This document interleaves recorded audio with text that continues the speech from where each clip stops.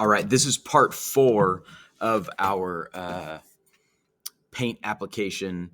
On this one, I know that in the last video I said we're going to do stroke size. I'm actually not going to do stroke size quite yet. I want to implement a clear button. So if I started drawing and I've got different colors, but I mess up, I could erase every line. But what I would like the user to be able to do is press the C key. And when they press the C key on their keyboard, I want it to automatically clear everything on the screen. So that's what we're going to go work on this video.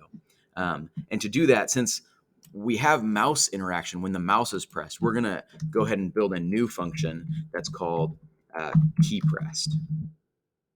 And when I do key press, this is so simple. Oh, don't forget our parentheses. This is a function that's built into P5JS. Anytime any key on your keyboard is pressed, this function gets called. And to clear the screen, all I need to do is call background and give it the color of our background, which right now is 240, that gray color. So this alone right here, any key will make me clear the whole screen. So I start drawing, I draw some beautiful pictures of, like, I don't know, a white snowy tree, and I'm like, oh no, I messed up. Let's start this over again. Rather than using the eraser, I'll just press a key. I press the space key and it cleared everything.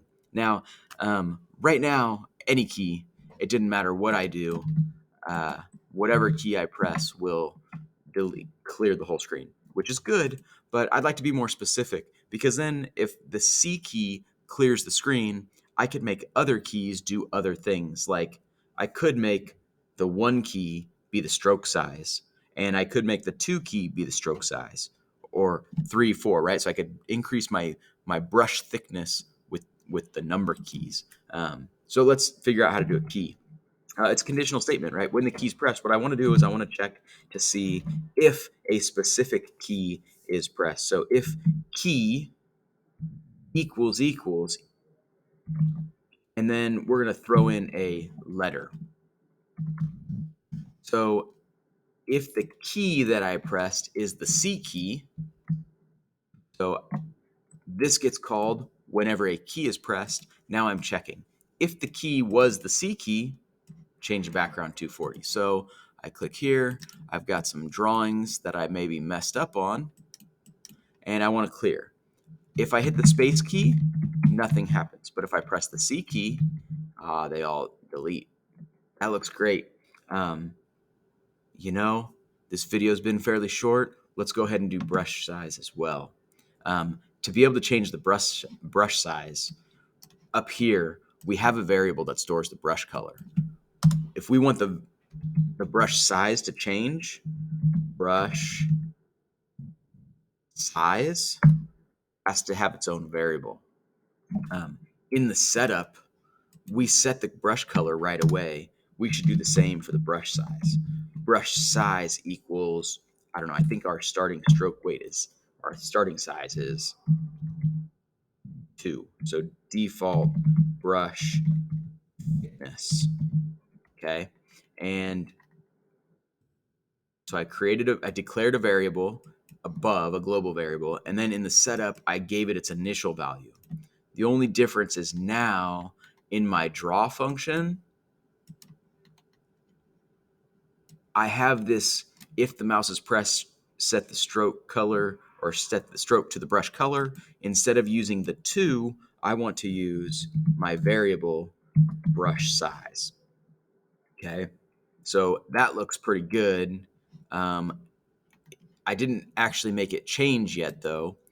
I can use the same sort of conditional statement, and I can say if key equals 5, I'm going to reset my brush size to 5. So let me try that. I can draw thin. I press the 5 key, and then my brush thickness is fatter.